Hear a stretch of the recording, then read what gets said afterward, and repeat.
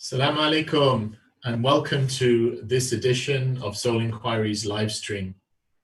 We start as ever with Bismillah ar-Rahman ar-Rahim, Alhamdulillahi Rabbil Alameen, wa sallallahu ala Sayyidina Muhammad wa ala alihi wa sahbihi ajma'een. Following our super informative and excellent live stream with Dr. Mazin, we've noticed a lot of you want to know more about the topic of trauma.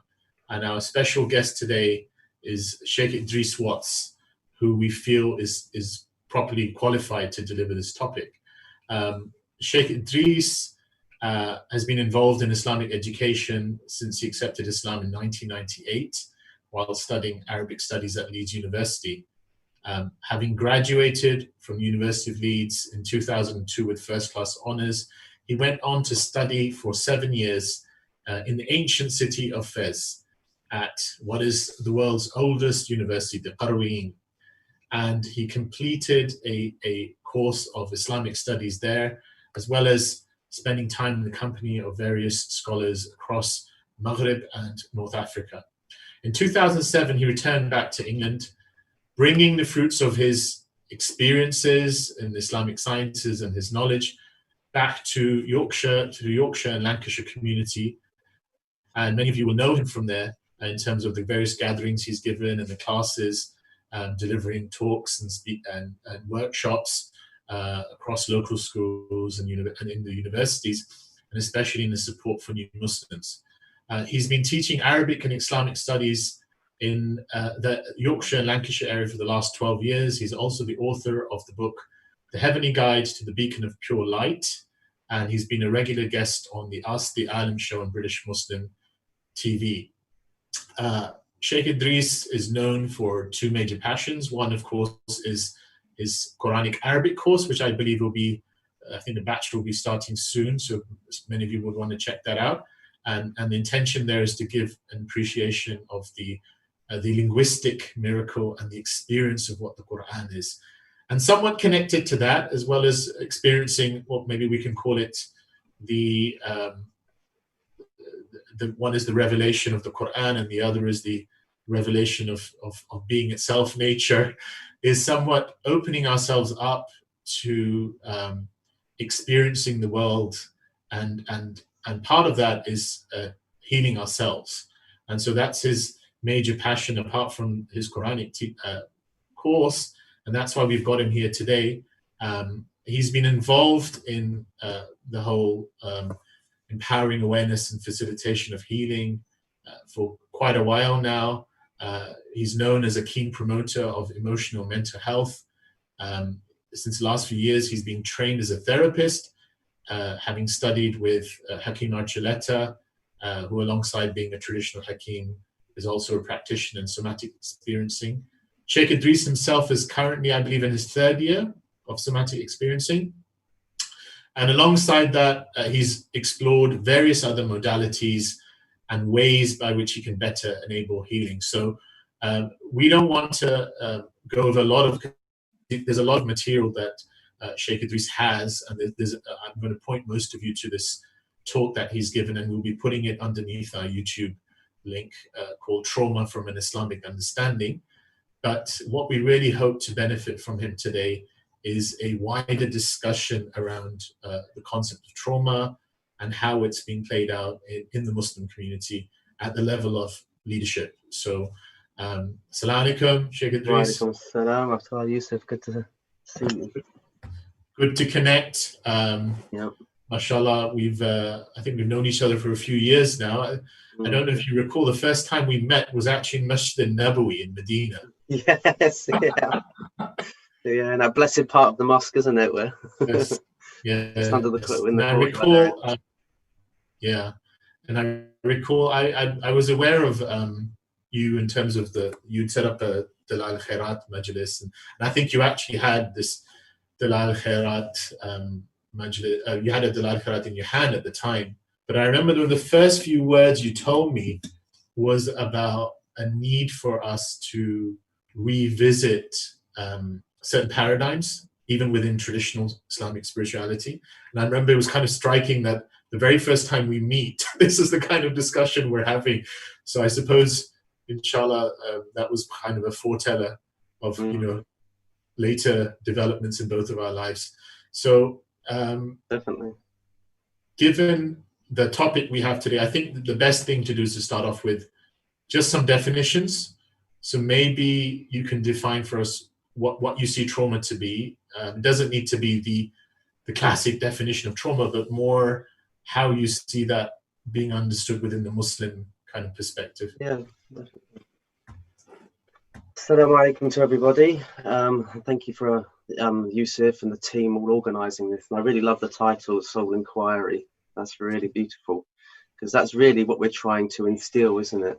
Is a sense of being able to really have an inquiry with your soul, and how to sort of remove the barriers to that. And I think trauma is is a major barrier for us to really be able to connect with ourselves and with our maker. And so it is a very sort of fashionable word at the time, at this moment in time. And we really do need to visit it and explore it from an Islamic perspective.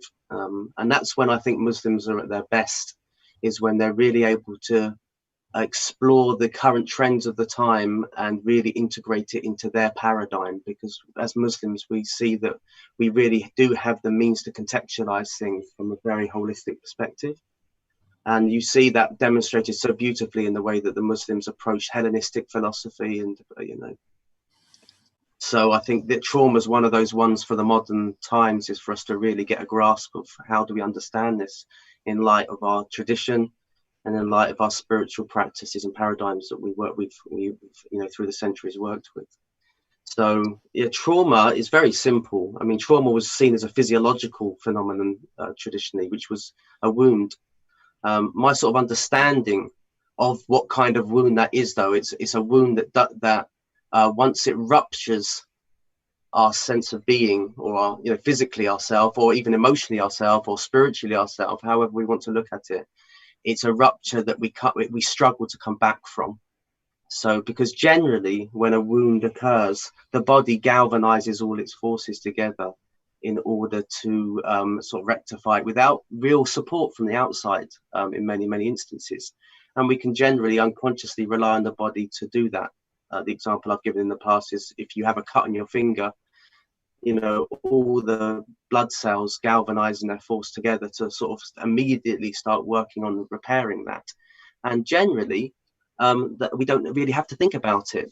Generally, most injuries that that occur in our lives, we can actually come back from without little external support.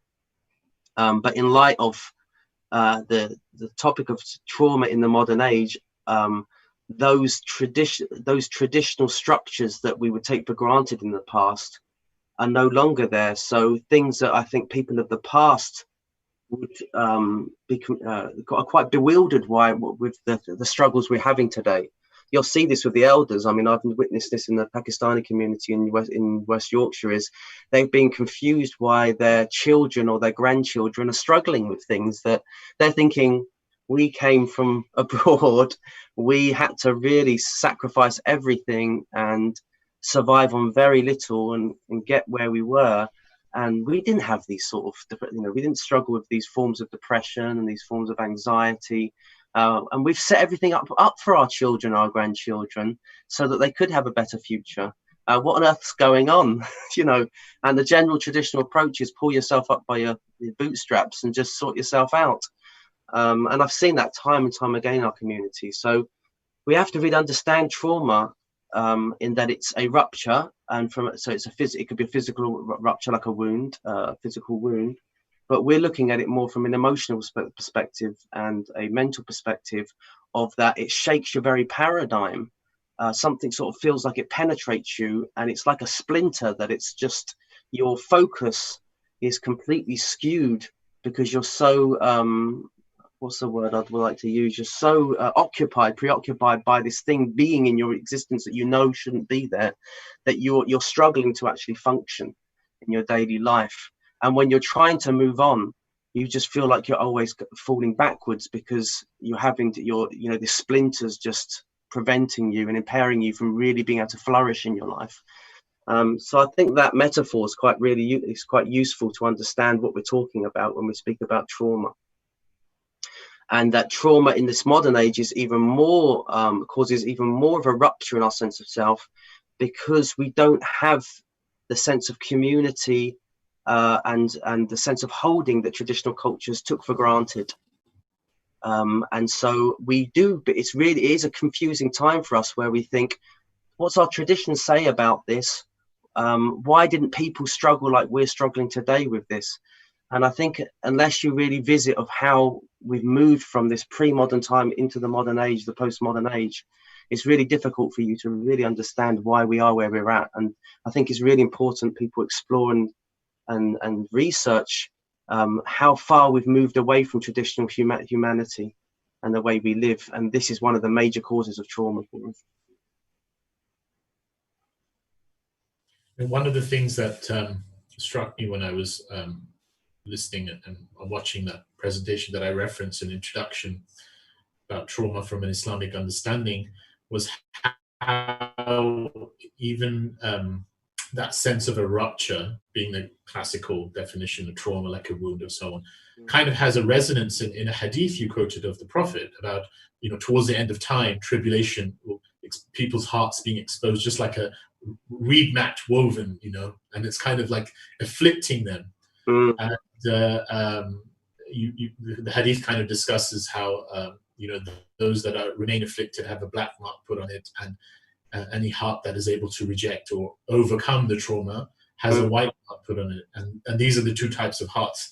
One of the things that kind of struck me, and I find even the famous hadith about and the references to the sin or dhanb, wrongdoing, being like a black dot on the heart, is often darkness or the black as a color is being occluded to light, which implies almost, and this is something that we believe in the Islamic tradition, that لَقَدْ خَلَقْنَاكُمْ فِي أَحْسَنِ تَقْوِيمٍ, that created in the best of molds, which means the original nature of the heart is light-based.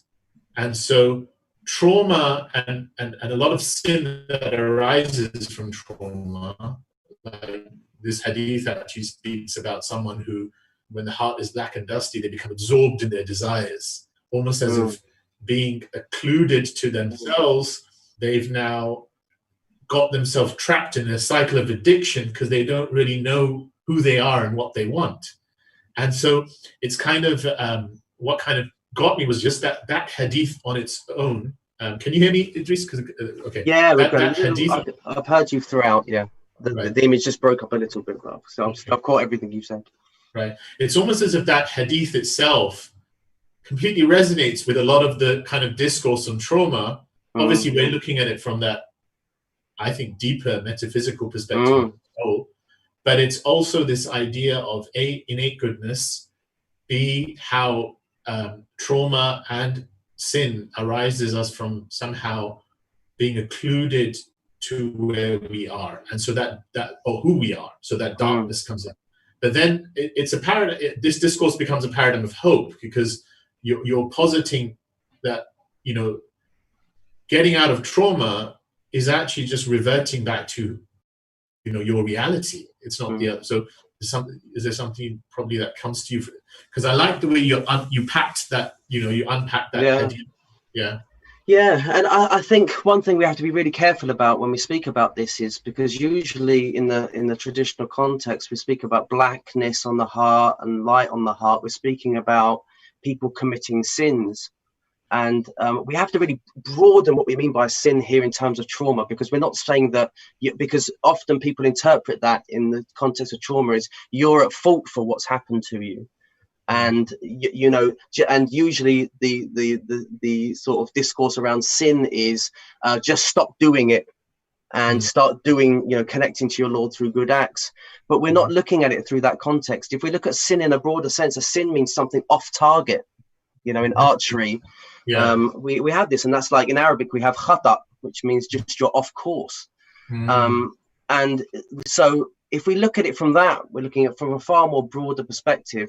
Yes, what if we're not following towards wholeness, we will naturally feel that something's wrong with us internally, and especially if we're looking at developmental trauma, i.e. trauma that occurred in the very early stages of the human being, you will feel that as parts of your makeup, your very structure, that there's something flawed in you. And we're not coming here with judgment. We're not coming here to sort of like pull yourself up by the bootstraps and sort yourself out.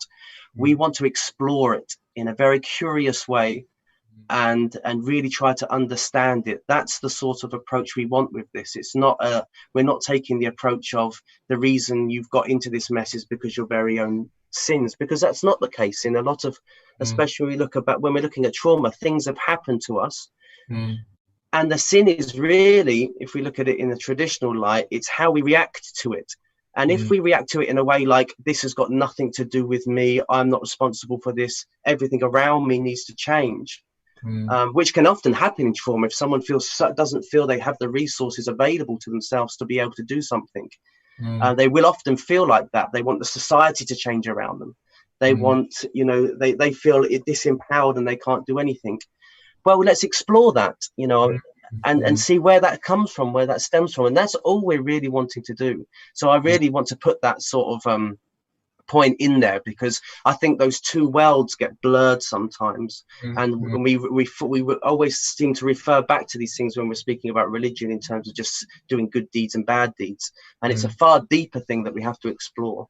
I mean, it's interesting that you mentioned that sin as kind of having almost a physiological component, because I mean, there's another hadith which is al-ithmu mahaka fi sadrik, right? So wrongdoing is something that literally has an itch in that chest area, and the only way we can, I mean, the hadith actually is calling us to kind of a felt sense of like, can we open up to it, right?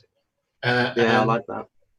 And then what I liked about the presentation, we're kind of not going to go over the same ground, but just as pointers here, was how you used the prophetic example of when he lost his son Ibrahim, and how there was a almost like a paradigm, the prophetic paradigm for healing. Because the first thing was a recognition, right, in the sense of the felt sense, right, and then the emotional. And then there was an allowance for the cognitive. Maybe you can kind of touch upon that, because I don't want to. I mean, I think one of the biggest problems we have in this day and age is that we limit our experience to cognitive understanding.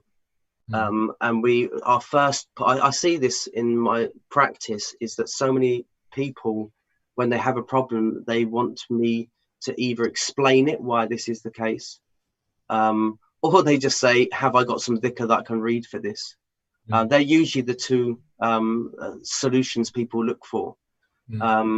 And what I'm inviting people to do is have a far broader, again, understanding of how we can tap into our experience. And I call that the 7 levels of experience, which is sort of, I based it on a model in somatic experience called the Saiban model, which is 5 steps. But I just broadened it to make it 7, just because it gives some sort of spiritual creed, integrity. There's 7 levels of traveling. So the first level I talk about, in which the Prophet ﷺ tapped into in that hadith where he's holding his son passing away, speaking about tapping into the physiology of your experience before trying to understand it. So he says the eye sheds tears. So people are seeing him crying at the death of his son, and they're confused. They're asking, what is this? Is this opposed to spirituality? Is this not the antithesis of sabr and patience? And so the Prophet ﷺ highlights is that no, this is actually rahmah. This is feeling God's holding. When I look at rahmah, I like to look at it as it's God's holding us, and really us feeling that, because when we feel like we're being held, then we feel compassion towards ourselves. We can let go and feel held, and then we can actually impart that to other people. Until we feel that we can actually let go of our experience to something bigger than us, it's very difficult for us to show compassion. Well, the rahmah connected to the womb, so the womb. Yes, of course, yeah, and that this is the first stage of the creation, isn't it? Bismillahir Rahmanir Rahim. So at the beginning of creation comes through the Rahmaniyya of Allah, which is Ar-Rahmanu ala al-Arsh istawa. It's as if He surrounds even the Arsh, the throne of Allah, the All Merciful. So it's this, and one scholar, actually Charles Upton, spoke about this beautifully. I think he was citing Ibn Arabi, is that Rahman, as we know, is the all-inclusiveness, but that's where he sort of allows everyone just to go at their own understanding of their sense of self in the world. And then when we realize there's something bigger than our own selves, that's when we move into the Rahimiyya, that like Allah's quality of being Rahim, which is a more specific, where you understand, hang on a minute, it's not just about me being in relationship to myself and me achieving in the world. There's something beyond that, which Qarawiyin called the second stage of life, where you suddenly, life's not about achieving and establishing yourself materially in the world anymore. It's about, you know, it's that when you hit 40 and you realize, oh my God, I can't eat a whole packet of biscuits in one sitting anymore and get away with it. You know, you realize there's ramifications for your actions, and you move to the second stage of life where it's a lot more contemplative. So, Wolf, we went on a tangent there. You're at the second stage. You've got 5 stages left. Yeah. So he identifies physiologically first, and this is what we call the first level of our experiences are sensations. And if you think, and sensations are really overlooked. We generally look at a cognitive understanding or an emotional understanding, but we rarely look, you know, when I meet Yusuf and I say, how are you doing? You may start talking about struggles you have in your life or what's going well, and it's very much in a thought, in the plane of thought. And we might explore emotions. Yeah, that, you know, that feels frustrating for me. Yeah, that feels, I'm really excited about that. So explore our level of experiences generally within the realm of thoughts, beliefs, which is cognitive, and then we've got our emotions. But I rarely tap down and say, what are you experiencing in your body right now, Yusuf? You know, how's your heart doing? How's your breath? You know, how's your breathing feel? Is your tummy relaxed? How's your shoulders? We generally only tap into sensations when we have a really sort of either euphoric experience. It's like, oh my God, I remember in Ramadan once in Morocco, it was a really hot day. And I remember the last 2 days, 2 hours before sunset, my body just gave up. And I just felt like I felt like a dry twig. And I couldn't do anything. I just laid on the bed and waited till Maghrib. And then the moment I put that water in, I just felt every cell of my body just came alive. So we really do experience a sensational experience when we experience some sort of euphoria on a very in-depth sort of foundational level. And obviously pain, you know, when someone's started to, at the end of the day, start to recognize they've got some backache and they explore the pain of it. But it's much rarer for us to explore sensations. But why are sensations important? Because when you're in the womb of your mother, your cognitive capacity wasn't on board. You weren't having thoughts. The prefrontal cortex doesn't really develop to some great level until you come out of the womb. And then your emotional experience in the womb is very primitive. You're only experiencing very basic, like rage or bliss, you know, joy. The baby in the womb has very primitive experiences of emotions. It doesn't really experience jealousy, envy, all these more sophisticated emotions. But the baby definitely was experiencing sensations: heat, cold, weight, heaviness, lightness, and so forth. And so our sensations are one of the most primary experiences of ourself and the world around us. And when we do that, we're really tapping into very foundational parts of ourselves. And I believe to some degree it's one of the most profound ways to experience God, because beyond sensations, all you've got is the interplay between God and the creation. I mean, it's as if imagine it like a sentence. The cognitive part is the construct of the whole sentence. Like, I am unlovable, for example. Someone says they have a dysfunctional belief about themselves as I can't be loved. That's a sentence, which is a belief which is collected together with thoughts, which is a sentence. Then the emotions are the words. So each word carries a weight of meaning to it, which has an emotional impact. But the sensations are the letters.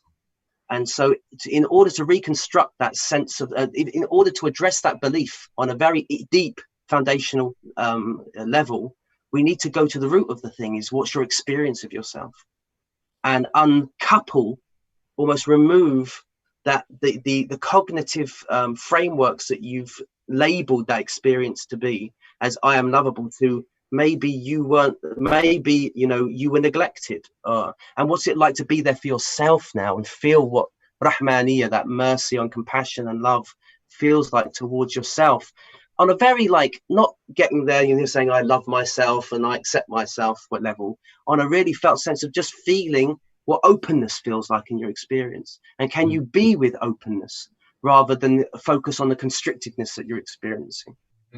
And so it's a very I find it one of the most practical approaches to really doing some deep healing work.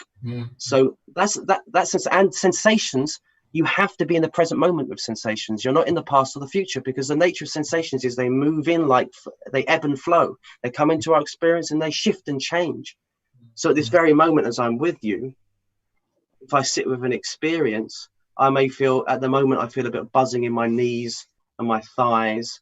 And as I stay with that for 10 seconds, you always feel that it shifts to some degree. Almost like the description I give to my clients is like a lava lamp. You know, you're watching an internal lava lamp, or a screensaver on your computer. And notice it's constantly shifting and moving towards comfort, discomfort, or maybe something else, a different experience. But you're literally having to observe and be there. And so sensations are a very practical way to root yourself in the here and now, and really be there for yourself and hold yourself, so that you can move towards healing and experience God. I feel as well. That's been very much the work I did with Hakeem Archuleta was very profound. I had some of the most deepest, intimate experiences just by sitting with my sensations. So that's sensations. And then we have feelings. And feelings are not emotions the way I'm explaining them. Feelings is a felt sense of something. It's like the accumulation of the sensations. So it's a sense of being slightly off or aligned. And it's a sense that, you know, it's a sense of what direction of experience. So it's more of it's like the symphony of all the sensations together and how you really feel that. And it's like when you meet someone, you get a feeling about them. You say, oh, that person makes me feel a bit uneasy. Or that I feel drawn towards that person. You almost feel a pull. It's not a cognitive thing. And another thing is like colors. When you see colors together, how they complement, it's a felt thing. It's not a cognitive exercise. Or music. If you're hearing different music, it's a felt experience. It's not something cognitive. And so that's what I mean by feelings. Emotions are what emote motion towards. I need to do something like anger or excitement. Or slow you down, like sadness. Sadness actually slows you down and forces you to really sit with your experience and be with it. So that's what I mean by emotions. And then we have behavior. And behavior is just, as you talk about that, my face sort of, you know, riles up in disgust, or I turn away, or I feel drawn. You know, as you spoke to me, I noticed I leaned forward and became more engaged. That's what, so that's the actual thing. It's the, you know, the behaviorists can actually observe is your behavior. And then we've got thoughts and beliefs, and then we've got images. And images are, as you talk about that, Yusuf, it reminds me of this. I've got this image of when I was in such and such a place, like we did with Masjid Nabawi. But it's not just the image; it's the gustatory, it's the, you know, it's the audio. So you're saying, yeah, I remember it being in Masjid Nabawi. Oh, and as I'm touching into that, I can hear the birds that were there in the, you know, flying over, and I remember the smell of the carpet. So image is not just visual. It can be all that is. It can be the you know, all the five senses that in how we connect to the external world around us. So these are the 7 ways that we tap into our experience of ourselves. And I really invite people. And the Prophet ﷺ's calling to this. And in a hadith, he says, "The eye cries, the heart feels grief. It feels, you know, it feels pain."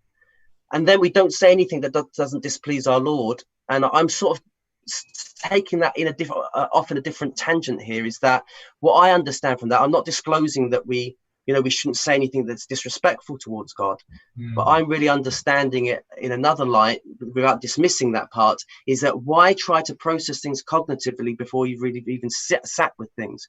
Because if you're in a state of a shutdown, feeling really depressed, or if you're in a shutdown of anxiety and anxiousness, your prefrontal cortex is not fully on board to really understand things. So we have to process things. And once we're able to settle our nervous system, the prefrontal cortex comes back on, and it naturally makes sense of things. The mind or the brain, whatever you want to call it, is a servant. It's not the master. And when it's aligned with, and this is the important point about the 7 levels of experience, is when we can explore those 7 levels in an explorative way, they start to align and communicate with one another rather than them fighting one another. So often someone says, my mind tells me to do this, but my heart's telling me something else. They're torn internally because they're not being able to align their experiences. And when we can align our experiences, then we feel a sense of wholeness, and we feel a connection to something bigger than ourselves, and we naturally connect to our fitra, our primordial natural disposition that makes us feel what's right to move towards. Just like that baby that knows that the right things to do to move towards the breast of the mother in order to get its feed. Or it starts getting irritated and realizes it needs to sleep. It listens to its primordial sort of sense of itself without having to sort of work things out. So I mean, there's a lot of things that have come to me from what you said. And I'm just going to there's probably 2 tangents, so I'll throw both of them out there. First was, you kind of alluded to the idea of rahma at some point in this stage, and how even the word rahma comes from the womb. Comes from the word rahm, literally the same word, and there's a hadith that says summiyat rahma, right, because of the rahm, because of the womb. So even that sense of being contained is alluded to in the Quranic verse, وَرَحْمَتِي وَسِعَتْ كُلُّ شَيْءٍ, right? My mercy literally encompasses everything. And certain scholars, Ibn Arabi and that whole school, and scholars other than him, Jalaluddin Rumi, and even you could say the Shi'i Mullah Sadra kind of frame of that thought, always had the creative fiat as being Rahma itself. So in the manifestation of God in this cosmos, all of these various names eventually go up to Ar-Rahman, because that is the name beyond the supreme name that governs all the other names. So in so much as something may appear to be difficult, it's covered by the compassion and rahmah of God, which is why many of these scholars, even in their ultimate salvific narratives, they posited a kind of, in the various understandings, I mean, there's many scholars have written about this, of how even the purgatory kind of fire or something resolves itself into a dynamic of mercy. So we're not going to take the theological route, but what struck me was, I think why a lot of them had to do that was because they literally, in the title of another book, recent book written by Hamid Rustam on Mullah Sadra, it was a theology of Rahmah. So their premise was to give people, and I remember someone once telling me that one of the senses that kind of pervades angst in a lot of people, especially religious people, is this kind of sense of, will I be saved or will I be not? Yeah. And there is something where people need to be reassured, even if it's a kind of a raja, that hope in God, that it's okay, you'll be all right. You're in the hands of someone who loves you. And that's why we find these beautiful hadith of the Prophet constantly affirming rahmah. So maybe that's something to kind of speak about of how we as Muslims look at this, because I remember what really struck me when I was in my early years in Islam, and we kind of tuning into Radio Ramadan, and they had this kind of equivalent of the agony aunt, but the agony imam section, where people get to call in and come up with their problems. And it was kind of disproportionately women calling, facing depression. And the imam had one prescription, which was read more Quran. And you could even sense that a lot of these people, that's what they're doing. They're actually reading Quran. And so while it's not, because we deeply believe that the Quran is a shifa, and deeply believe that dhikr is a shifa, but the Quran itself is calling to a deeper sense of engagement, right? Because the Quran says, are you making tadabbur of the Quran, or do you have locks on your heart? So what are those locks? Because the heart is often paraphrased with, or synonymically used as the word sadr, which also means the chest, right? In fact, fi sudurihim, right? It's literally are there locks upon their chests, we could even say, right? So it's that physical sense Yeah, being it's alluded to lovely. in that greater spiritual sense. Yeah. And then the Quran often uses the verses that says no one can understand this particular allegory except ulul albab, which is a reference now to that core of how we take it. So it's almost as if when you alluded to, I love what you said about letting ourselves actually feel the felt sense is allowing for a theophany of God as well. God wants to tell us something through that. Because one of the reasons why I called the whole thing that we're doing soul inquiry was because I felt that that question that the Prophet, that the Quran poses, it was not answered didactically because it was an imperative for us to engage in, explore it. And so when the Quran says, we're showing you our signs, fil afaq, in the horizons, wafi anfusihim, right, in your own selves, then all of these things are actually signs, right? That tension is a sign from God. And within the mindfulness community, this is a whole discourse about how we're alienated from our bodies. But if we take that as a concept, our bodies are literally speaking to us, which are unfolding. And many of the Sufis and others, you would hold the sign of the body being the microcosm and the universe being the macrocosm, or vice versa, for example. But as a body, it's trying to speak to us. And if we're not opening ourselves up to that, then we're not allowing for A, the resolution of what needs to be expressed, but B, that theophany that's lying beyond that point. That will come to us. We don't need to cognitively bring that energy to try and, because we're not the ones in charge. Yeah, exactly. Yeah. Right. So that, to me, that whole dynamic of engaging also applies to the Quran, right? Because when we read the Quran, and Rumi had this whole thing about, when you read the Quran, let the Quran read you. When you read the Quran, when you're reading about Fir'aun and you're reading about Musa, find Fir'aun in you, that archetypal energy of Fir'aun in you. Find Musa in you, in that archetypal energy. And that verse has often been posited about the signs of the universe and the signs in ourselves, and until it becomes clear that it is the truth, or the Quran, or he is the truth, depending on how you interpret that verse. But the idea is all of these things are mutually reinforcing. So for us to simply say read the Quran when we've not allowed that openness in feeling our emotions, then we'll find that Quran probably isn't going to give us that healing that needs to be done. And simultaneously, when we allow ourselves to feel our emotions and to sit, then the Quran can also work. So it's completely reinforcing. So this is what's come to me. Like, how do you see this kind of thing? Definitely. I mean, even if we think about it, like in somatic work, we work with the vagus nerve a lot, and the vagus nerve is the longest nerve in your body that connects from the brain stem right behind the most primal part of our brain that deals with physiological autonomic responses like heartbeat and digestion, breathing, and so forth. And it connects goes all the way down to our gut. And in somatic work, we want to stimulate that to bring a sense of inner calmness, or open up the muscles, the tension in the body. And they call the vagus nerve the soul nerve, because it really sort of connects to something deep. And how do we stimulate the vagus nerve? We use vibration. And so usually what they will do in SE work, we have an exercise called the VU exercise, which we let a natural breath come in through our stomach and then through filling up our chest like this, and then we go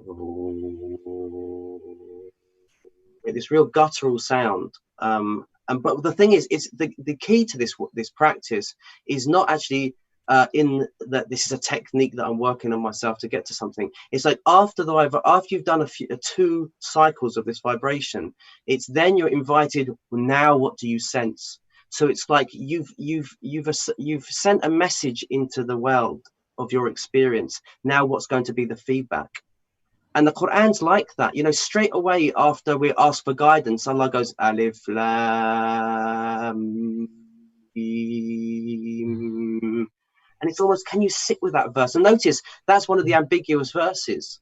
Right. And And the point is because it's not supposed to be understood cognitively. It's supposed to be sat with. And that Alif Lam Mim is very similar to, in the Hindu tradition, the isn't it? It's like, is that how things came into being and connecting to the very energy of the world that is the act of Allah, his action. And you know, when you say Alif Lam Mim, can you sit with it and you say, oh my goodness, I feel tingling down my arms, I feel opening of the chest, my breath starts to open up, it drops down naturally. And in somatic work, we call that beautifully, we call that being breathed into, which just brings up the image for me of when the ruh is breathed into Adam alayhi salam.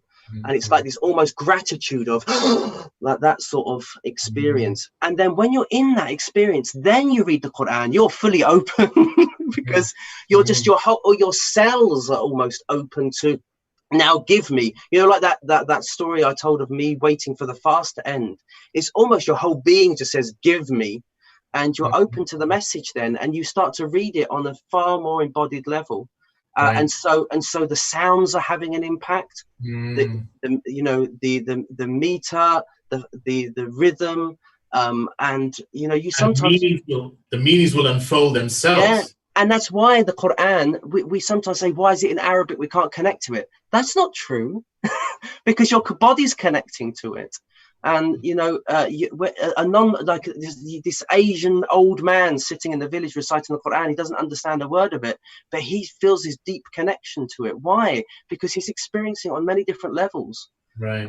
And these vibrations, this resonance that he's feeling in his being when he recites this, realizing this is something that's out of this world, that's come into this world.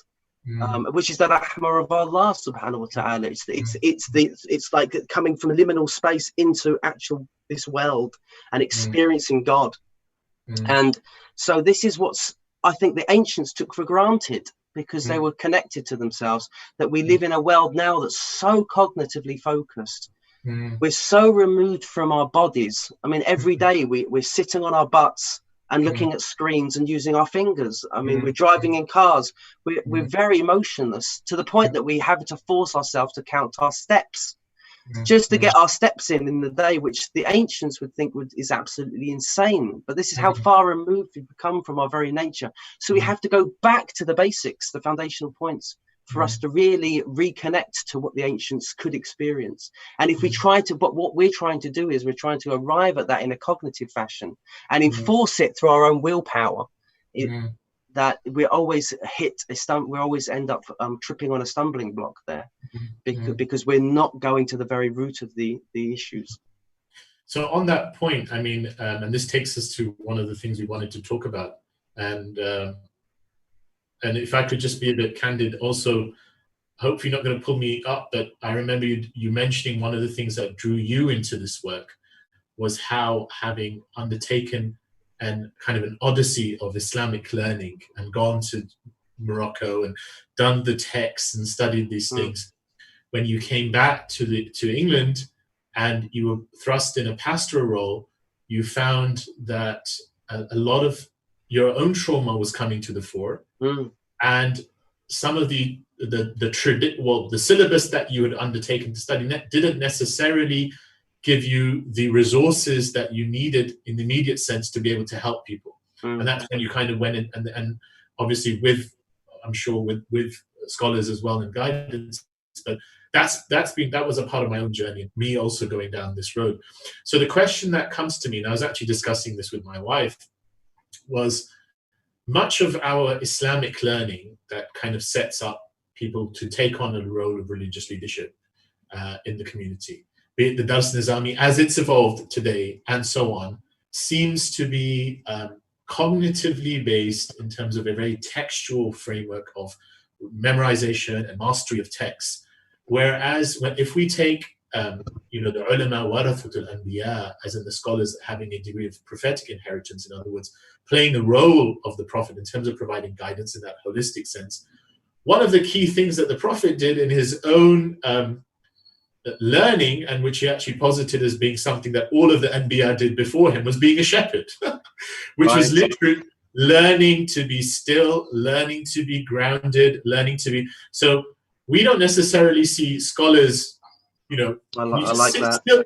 Can you just sit still as part of your training? So when so when you get to be a thing, and what I found is that now even in the fatwa department, those who've taken a more traditional framework where there is a sense of a mentor and a more spiritually holistic, there is this kind of greater knowledge of what knowledge is. You know, as Ibn Ta'ala would say,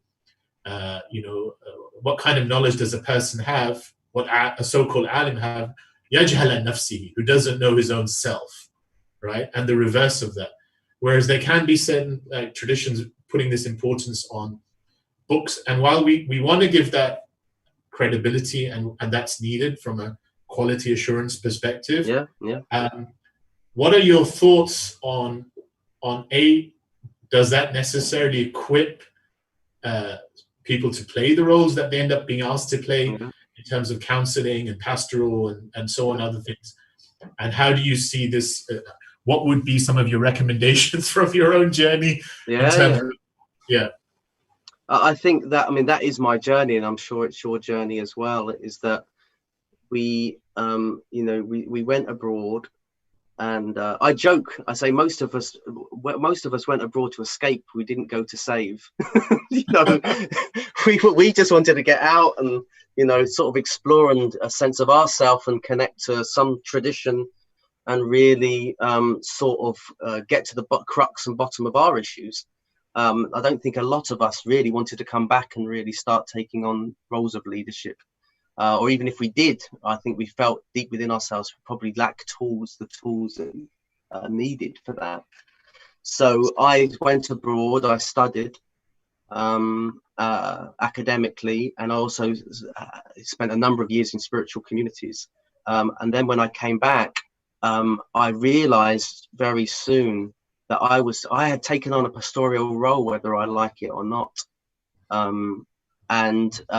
Academic answers, sort of a question-answer based solutions to problems is not going to fix people. And so people are coming to me, and especially when you come, I think when you come with your wife, the two of you as a couple become a focal point for the community, and they're looked up to with an ideal. And so many men and women come to you, and especially the women. They usually come really with deeper issues and being open about their issues as well. And so I became very much aware of the issues in the community. And I think carrying that burden and me being held to an ideal as well really put a lot of pressure on me. And I started suffering from a lot of anxiety. And I think my solution to it was, I just need to be doing more prayer. I just need to be doing more dhikr. I need to be reciting more Quran. I need to be avoiding sin. And I put all this pressure on myself to a point where I'd literally wake up with anxiety about just facing the day. And so I realized twofold really is that number one is that I need to, how can I be of service to these people if I'm not really solving these issues? And number two is, how can I've got to provide solutions for these people and be able to hold space for them so that we can really feel like they've got some tangible there's some tangible change going on in their life.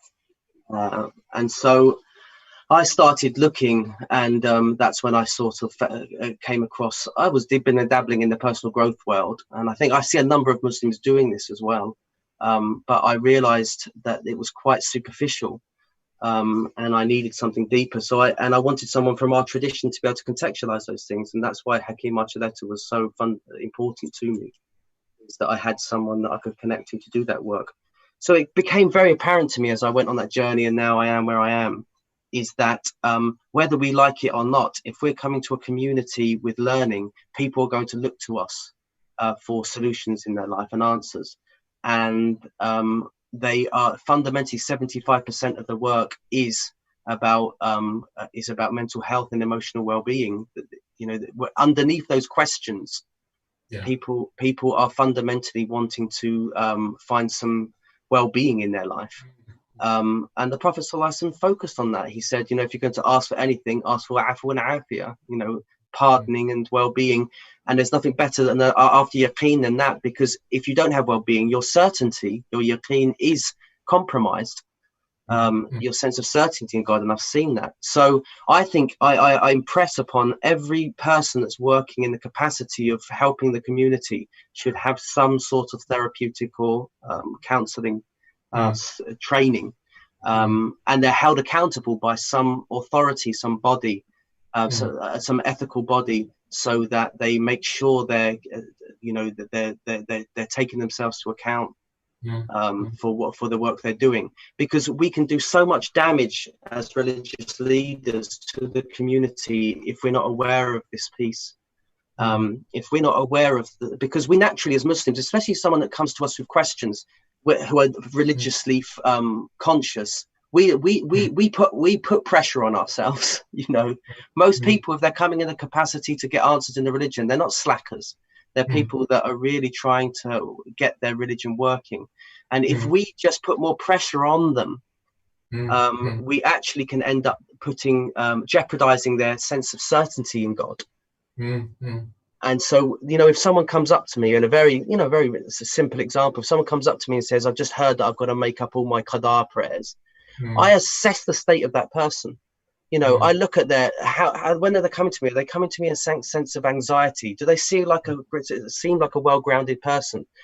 And straight away, I'll just saying, well, how long have you been, practicing? How long have you been praying your prayers, and how are you doing with your prayers? Are you able to get them in? And if I find that they're even struggling with that, I say, look, we can deal with that issue later. Let's look at, let's focus on just getting a sense of flow and momentum in our religious practice, and what are the barriers to that in your life, and let's explore that. So those people walk away and think, wow, my religion has solutions. My religious leaders know how to address me. They're real with me, rather than the others of the past have done it and you can do it too, and just hammering people and making them walk away and feel even hopeless. That's very dangerous for people to walk away feeling like they've been deserted. And I don't think our religious leaders mean to do it, but unconsciously they don't realize the damage they can do to the community if they're always holding the community to a standard when we haven't even got our foundational pieces in place. So a couple of things, and in fact, probably just one last question that comes from that, and then I think we'll open up the questions from the listeners. Anyone who's got any questions, please feel free to. I believe Tariq, if you haven't, please send out the meeting room number so people can ask questions. I work in a fatwa department, so I within the fiqh dynamic, I see that all the time. People asking questions that ostensibly appear to be fiqh questions, but really there's something deeper, and you can see the person's psyche crying out for something else. And the tragedy often is to just give a literalist answer, and sometimes augmenting OCD patterns and just causing. So definitely for fuqaha, for people who there needs to be that knowledge of the therapeutic kind of framework, and also true knowledge of the self, right? But the question arises, and this now becomes a bigger question, that in our own tradition, especially Islamic spirituality, tasawwuf, this is the forte of shuyukh, whose role is to know the self and to know when to apply what, when to apply healing, when to make things tougher. I mean, and sometimes when you read the traditional kind of books of how things were done, you were in Fez, so Sheikh Darqawi's kind of pattern of tarbiyah was, go pick up the garbage and beg outside, and so that kind of old school kind of model. And we had this whole tradition of the malamatiya, attracting blame and censor, and really trying to, literally they used to call it kharq, should literally break that self. How do we understand that within the context of trauma? And then how do we then understand that with vis-a-vis, and so when we talk about tariqas, there could be some tariqas that are not really valid tariqas, but we recognize that there are prophetic inheritors alive today. We recognize that there are true teachers who are guiding people today. So this is not, but in terms of understanding the framework, in terms of how that relationship between the murid and his submission to the sheikh can inadvertently, at times, often at times to do with the attachment issues of the spiritual disciple himself, be trauma inducing. So what would your general advice be in that dynamic, kind of understanding, how do we understand this firstly in terms of this whole trauma discourse? Because we don't want a discourse on trauma to be kind of a validation for the nafs as well, a kind of a narcissistic kind of, everything's trauma, I just need to be treated, as a king here. So we don't want that. But at the same time, we don't want to negate what is now definitely a reality that a lot of people are undergoing. So I think this is on many people's minds, and you're one of the few people who's probably willing to come out and speak about it. So, so we'd appreciate it. I mean, as I said, we have to look at traditional paradigms and their place in the modern world to really understand this, I think. And I remember Dr. Ahmad Abdullah, it's just by chance he has these gatherings weekly online, and I just happened to sort of press click and enter. And some of the question was about the temperaments, like what's your opinion on the 4 temperaments? And it was really interesting in his answer. First of all, it was really interesting. One thing he said is, I'm not qualified to speak about this. This is not my field. And it's important that you appreciate that. I think it's really important that we understand that our shuyukh should acknowledge when they're speaking outside their field of expertise, and say, this is not my area I'm supposed to be speaking about. And when I'm giving advice, I'm going to give my insights into what I understand of it, but this is just my mere reflections. This is not me imposing this upon you. And it's the onus is upon you to go and explore yourself. Me and you are peers here exploring this, and this is what I've come across. Take that paradigm and go explore whether it holds in light of the professionals in this field. So I really like that. I think our spiritual leaders in this day and age, they really need to impress that sense for people when they're coming with questions and answers. Or likewise, the murids need to stop projecting that onto the spiritual leaders. Yeah, but I think it's natural that, there is it's a two-way thing. I acknowledge that, and there just has to be a discourse around that. But I think our leaders have to reinforce that, because I think it's just the nature of a student is that they will naturally do that. They want to take, they want to drink from one mashrab, one drinking pool, and they wish that everyone wants all their answers to come from one source. That's why we have our supermarkets now provide nearly every service. So that's how we want our shuyukh today, isn't it? We want them like our Asdas and our Sainsbury's, is that they've got clothing departments, and even Argos has moved in now. And I think it's really important, if that does come, is that you just reflect that back to the person and just say, look, this is what's coming up here.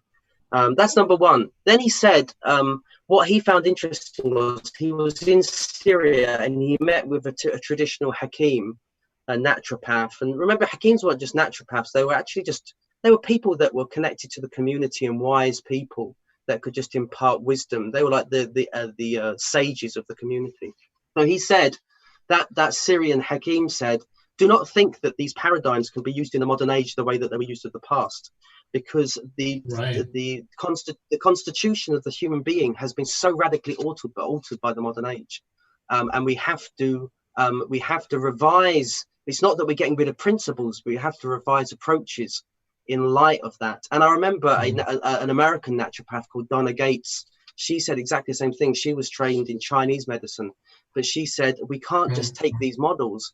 We have to explore this now in terms of gut health, and we have to explore it in terms of trauma work. We have to have a very sort of broader understanding of these things that the ancients didn't really have to address, because the human being was not as far removed from from the nature of its nature than it is today. So that's really important. And I think in light of that, in the spiritual tradition, we have to understand that in order to eradicate or remove the nafs, if we want to speak within that sort of language, you have to have a nafs. A healthy sense of nafs. Yeah, you have to have yes. And when I say nafs here, I mean a sense of self, in using it in a broader sense of how the soul or the self is used linguistically. we have to understand that those developmental stages are in place where the emotional, the physical, the emotional needs of the child and the person growing through those stages were there and in place. And realize that it wasn't the onus just on the parents to do that job traditionally. The whole community served that. I remember someone sharing about in Malaysia, I don't know if this is true, but when a baby's born, they shared a story that the baby would, the neighbors will come outside the house and the baby would be passed between them to show that this is our responsibility to raise this child. And we have phrases like that, don't we? Like it takes a village to raise a child. And that we're in a very inhumane way of raising children today. That's because it's the onus is upon two individuals to do that work, or sometimes one person to do that work, and that is going to have ramifications on the psyche of that being. And so what's natural is that as that person grows up and they don't have a strong sense of self, i.e. a healthy sense of their own sense of them. When I say that, what do I mean is that when I'm in relationship to you, Yusuf, I'm not completely absorbed in your approval. I'm not completely fearful of what you're going to say. I can feel an alignment within myself, is that when we're talking, there's a back and forthness where I can relate that to myself and say, oh, Yusuf, interesting. But I differ with you on that point. I can literally hold myself in relationship to that in a healthy way, not in a way that I don't care what you have to say and I know and you don't know. But there's a sort of reciprocity between us. That's what I mean by a sense of self. And many people, because of the modern age, more so in the modern age, not to say these things weren't apparent in the pre-modern age, but they're far more prevalent. And Gabor Mate expresses that. He says in the 1500s, before the 1500s in Europe, alcohol was a phenomenon, was present there. But the sense of someone being an alcoholic was on the periphery of society. It was very, very rare. But with the the free market societies, with the sudden shift in with the steam engine, Tamim Ansari speaks about this in Destiny Disrupted.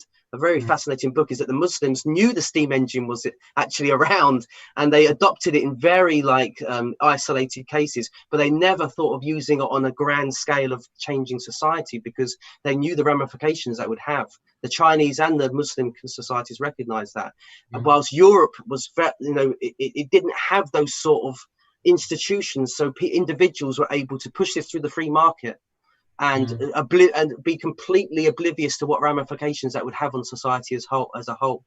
And so this happening and this complete people being dislocated and moving to cities to work in factories and uprooting themselves from the communities, that this is where we're at today. And the sort of texts we're reading and the institutions even that we're still adopting are very much rooted in a pre-modern world.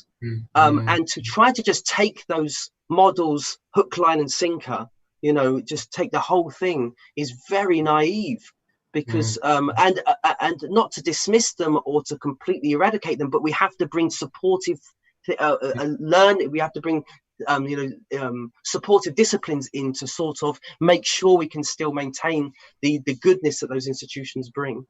And that's what's really the problem today, is because people are growing up very fragmented in their upbringing. Then that sense of self they're yearning for, obviously healing, they go to spiritual practices and spiritual teachers to do that. So the majority of people that come for spiritual work are traumatized people. And so, but they haven't done the foundational work. And the teachers have to be aware of this and adapt the institutions. Just like I said, is that the traditional paradigm was very much challenge the psyche. And this is just a Muslim phenomenon. This is in Buddhism, in Hinduism, in Christianity, in their spiritual practices, it was very challenge because the sense of self, the healthy self was already there and it needed to be removed in order to connect to something bigger. But if that's not even got a strong foundation, if you challenge, you destroy that person, and it's very dangerous. So what do we need to do? We need to nurture and hold and restore and heal those parts that are fragmented and fractured, so that then we can bring the challenge in. So the ultimate result's the same, but we just have to have other things in place in the primary work, so that those can actually bring about the fruits that we desire. This kind of brings us to the one of the questions that have come in And it's kind of connected exactly to what you said. And I'm just going to get my charger for my laptop, Yusuf, because I'm worried that my... Okay. 1 second. You go do that, and I'll kind of read out. It's right next to me anyway, so... Okay. So the question was, as someone who isn't in a tariqah, but and is an interested observer, it seems a lot of people who enter into this, they're seeking to fulfill some route of healing. Do you think they do facilitate healing? That's the question. One of the comments I want to make on that, and it kind of led on from yours, was the conversation we had offline about how this is cross-cultural. So even like Zen Buddhist teachers, when they were, their format of whacking someone with a stick when they're kind of sitting and meditating, when these same teachers went to North America, then all of a sudden we had all these scandals, and those same Zen Buddhist teachers got caught up in the scandals. And there was a forced recognition within their community that the different cultural framework necessitated a different way of teaching. And even the example we gave of, Sheikh Darqawi or the Darqawi framework, that was also an evolution of in its origins, the Shadili Tariqa, the Shadili path, actually broke a norm by saying you can drink cold water, you can dress finely, you don't need to do this, and then it reverted to by Sheikh Darqawi. I think that's really important to recognize that the later shuyukh like Sheikh Al-Alawi adopted a very different approach to meet the times. I mean, even Sheikh Al-Alawi, he placed tables and chairs in madrasas because he recognized that they were coming from schools where education was being taught in that sense, and so their association with education was tables and chairs. So that's very interesting that they were meeting the times and recognizing these things. And interestingly with Sheikh Al-Alawi, Sheikh Darqawi, when he met Sheikh Muhammad Harraq, he said to him, "You've gone through enough struggles. You don't have to do any of this." And Harraq's approach was very different in the way that he educated his students. It was the other branches would lock on and say, "Is this the same sort of methodology?" Right. So the general point is that what you're calling to is actually implicit in tasawwuf anyway, in the spiritual path, that it is organic, it is responding to each time and place and the context. So the question coming to what the person asked is, are tariqas genuinely a mode of healing? And in terms of what you touched upon, many people's spiritual path starts off seeking healing. So is that a fair assessment? Because sometimes you get the rebuttal back saying, look, this isn't a hospital, and others saying this is a hospital. So what's your comment on that? I think I don't have solutions. We can explore the themes that you've touched upon. I think this is something that the first step is, before becoming solution based to these issues, we have to just be able to lay out everything and explore it and have open conversations. I think that's where we need to be with these things. So I will say, and Hakeem stressed this as well, is that these institutions were inherited generation from generation, and so there's an understood context that they lay in that we're removed from today. So that's one thing we just have to understand. And I experienced that on a very simple level, is that I experienced a profound spiritual change in myself through the practices of Morocco. I experienced in Morocco. When I came back, I was like, we were having long gatherings together. I was adopting many of the methods that I saw from my teachers there, and I could see that this is not working. It was wonderful, but it's not sustainable. And so I had to sort of suddenly adapt and, first of all, reflect on, how would I do this in the context I'm in? So we have to have that, we can't have a rigid mindset. We have to be open. One of the signs of trauma is that we become enclosed on ourselves and not open to exploration. I believe that, after the 1500s, this is my hypothesis, is that the Muslim community became very enclosed because Europe was now superseding it slowly, and it was creeping in. And so what happens to a society when they feel threatened from the outside is the response is to shut down and see anything that enters from the outside as forbidden, as from the devil, or so forth and so forth. And so we have to understand that we're in a natural trauma response is to feel defensive and not want to actually even entertain exploring these conversations. And then can we sort of come out of that shutdown response and actually start being open and exploring? In the light of the phrase I use is, how's it working?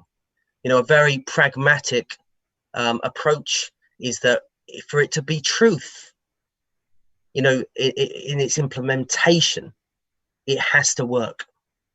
And if it's not working, we've got to go back to the drawing board and reflect. Right. We might not have the solutions, but we have to have the courage to have open conversations instead of saying, well, this is how I did it, this is how my teacher did it, and it has to work. No, we've got to reflect very openly rather than it becoming, a lot of people are doing things subconsciously, realizing things are not working. And I can see in their behaviors that they're recognizing this, but we need to actually have the courage to actually have engaged conversations about these without everyone becoming really scared to even entertain these things. Because we need to, we have to have confident selves in that, Allah's put a challenge in front of us. And the wider community may have solutions that we haven't come to because they're more at this current time, they're more in an advanced position to do that, and more in a privileged position to do that. So can we take and start to integrate this into our tradition and practice in the current times to get things working for us? And we're going to make mistakes as well. That's the key. Like if you look at the discursive sort of the debates between the Mu'tazilites and the Sunni community, it took generations to get it right. And even very good-hearted people got pulled back and forth between this, and it wasn't a clear demarcation between what was right and what was wrong. There was a real having to sift through this that took generations. And I believe we have to have the courage to admit that we can be off course as well. We will go off course, but we will have accountability where we reach out to people around us to have that that back and forthness to draw us back in if we do go too far. And so in light of this obviously is very new stuff. We need to have that attitude, I think, when we go forward. Well, I think that leads into the next question, and it actually is something I wanted to ask you personally as well. So the question is from Yusuf Rasul. How are you for time, Sheikh Idris? I'm flexible. I think we'll give it another 15-20 minutes. The question is, as Muslim practitioners training in secular contemporary models, how does one bridge this with Islamic paradigms and vice versa? For people who've been trained in Islamic paradigms, how do they bridge their knowledge with contemporary models? So I'll add my slant to that, because I think we're both in the same field. And this is something that we often face because there isn't a back and forth. There often, in terms of a peer review, there often is a kind of accusative finger which says, do you have idhn? Who gave you the right to do this? That you've literally opened up, even though we could find parallels in the Islamic tradition, but they'll be like, this is opening up something Dajjalic kind of whatever it is, and so what is that? What's the fine line? How do we do this in a way that's faithful to the tradition, that is as continuous in terms of what scholars have done before? You alluded to the appropriation of Hellenistic thought within the Kalam tradition, but that's happened within the spiritual tradition as well, in terms of certain practices. We could say the Nandis and Central Asian Buddhism and so on. But it came from a place of being firmly grounded in the tradition. I think that's where this question arises, because if this appropriation or this thing is being done in a way that someone's not grounded in the tradition, then how do they know when they've steered too far? And what we're doing is actually taking people out of our kind of inherent wisdom of what we have to offer, because we have a mushroom, right? So that's the question. And another question is, in light of contemporary realities where there is this floodgate, no one's waiting for tariqas and so on. People are just drowning, and we need to help people, right? So and there's a paucity of shuyukh, and there's now, and increasingly with COVID-19 and the potential economic crisis and so on, there's going to be a lot of people who need spiritual support. So what do we do as people who are on that kind of front line in terms of our roles? I think the first question is like, what I understand from the question anyway is that when we're approaching this topic, how do I know I'm not going astray? That's what I understand. And that's a very common sort of sentiment that I hear from people. I say, first of all, you need to do your own work where you have your sense of self, Right. because like, do I feel and a sense of a relationship with Allah subhanahu wa ta'ala. I mean, what I encourage people to do, I say every day, if you think about it, in many matters we don't know whether we're on the right. We're saying ihdina siratal mustaqim because we have very clear matters. We have matters that are clearly halal, clearly haram, and there are vague matters. And we have to realize that the ancients were held far more accountable than we were. The Prophet ﷺ said that in your time, if you veer just a little bit away from the tradition, or from your path, you'll be held accountable. While the people of later on, they just that they can actually apply something is an amazing gift. So I think we have to cut ourselves some slack, that if we always hold ourselves to an ideal, we won't move because you're not that. But we have to have them as a reference point. The ideal is, we have to have an ideal to move towards, but we have to see where we are in relationship to that.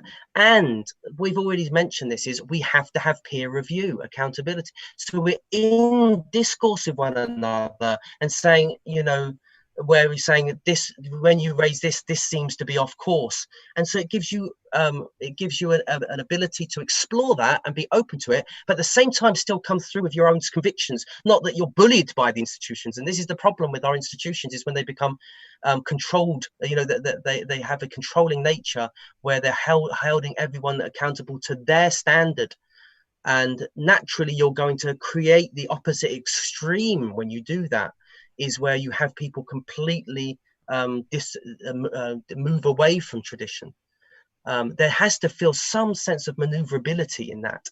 And I think that's the peer review, is that where we're not attacking one another, we're exploring with one another and bringing up certain, when there's a sense of caution around something, we're open to explore it. So I think if we have that in line, a sense of self, but also a sense of accountability with one another and exploring the issues of openness, that's what Allah expects from us. Mm-hmm. Would you say that there is a need to somehow form a community for this kind of openness and peer? But at least, it happens organically. This is what I'm doing.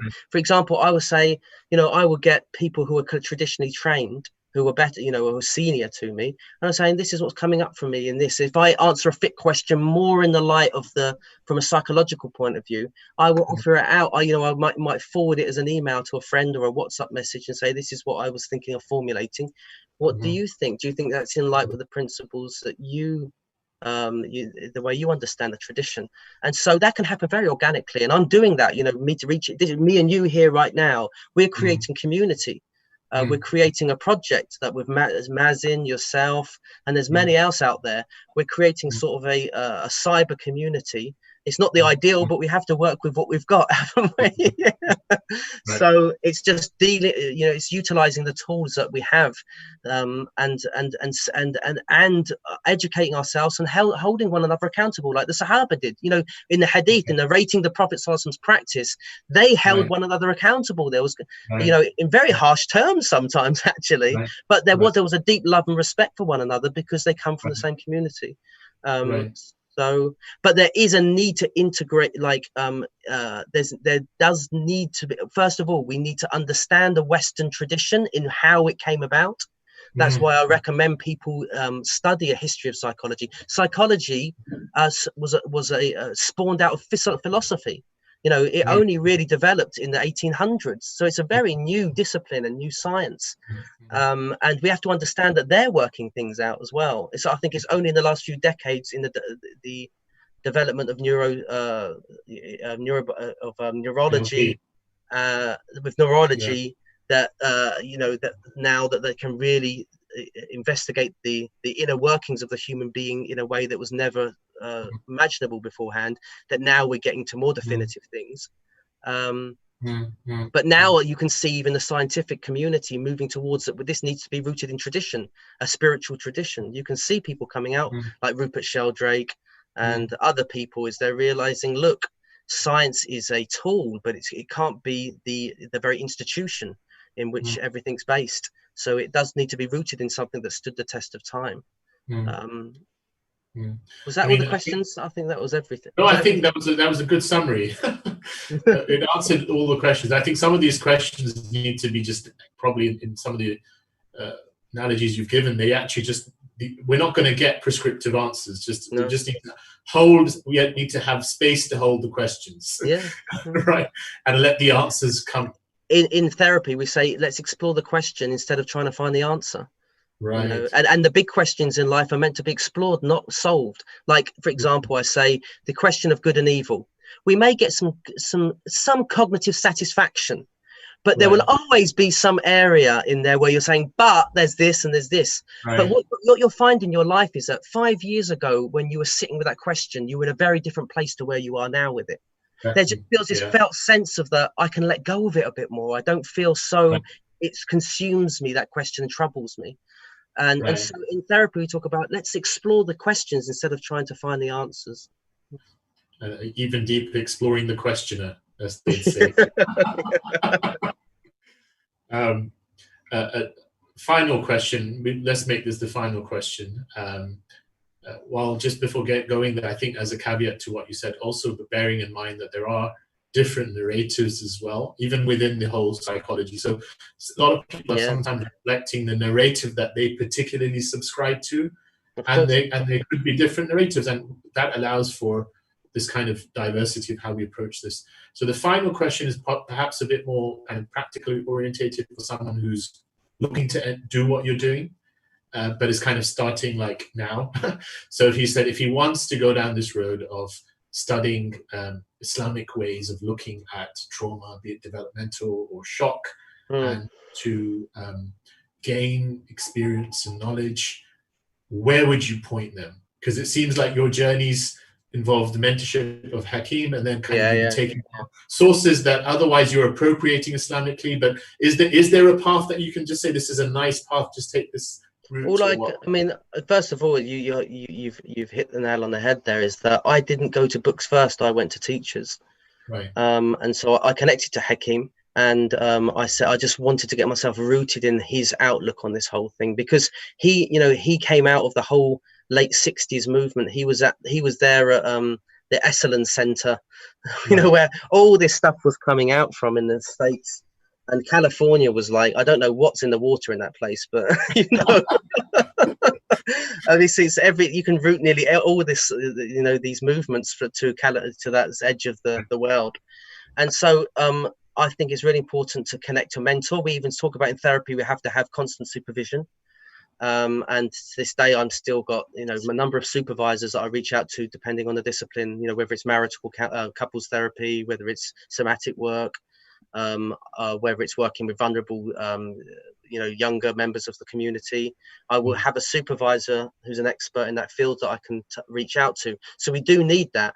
I've got a reading list that you can, on the last video that I did, I gave sort of a suggested reading list to get to sort of initiate yourself in this field and get an understanding of things. And the people are welcome to reach out to me if they have questions on my email. So that's what I recommend. But you probably posit like the need for a mentor. Does that need to be a Muslim mentor or like an overarching? But all I can speak from my experience is that I felt that hugely valuable just to root this in my tradition, and to be aware of obviously I studied as well with Abdullah Rothman and Dr. Rashid Skinner, and just being aware of the pitfalls that we can fall into. And so I'm really interested in reading about the way that psychology progressed in the West. I really recommend the book The Soul Machine by George McCarry, just to understand sort of the struggles they had was not necessarily the struggles we had. We weren't grappling with the same issues about this dichotomy between the soul or the mind being of a spiritual nature that's removed from matter. and that they can't be in relationship to one another. We didn't have that problem. And so many of the conclusions they come to are not necessarily things that we even have to delve into. So you need someone to help you navigate your way through those things. So we have to be in discourse and conversation with one another. So it's like a connecting to some of these bodies that are out there, like IPPA is one of them. Islamic, I always forget what that stands for. Islamic Psychological. That's Nasima Khanum. She set up this WhatsApp group where there's all these Muslim practitioners. And so it's like finding out who's out there. I found that hugely valuable when I joined the course in Cambridge Muslim College. It wasn't just about the course, it was about the networking. So it's really important to start networking and finding, kindred spirits that you really connect to, that you can have conversations with. So that's the final point. I think Sister Fatima Ahmed has asked that she's someone who's long associated with Tariqah, as well as training to be a spiritually integrated psychotherapist. She's grateful for this mini community, and she wants to, find out ways she can get in touch with you more, and also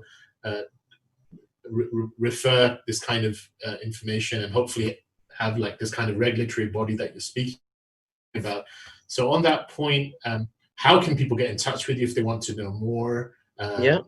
Are you happy sharing? Do you have a place where people can contact you? Yeah, you've got my Facebook page. I put regular posts on my personal page, which is Andrew Idris Watts. I think I've got too many friends there, but you can follow me.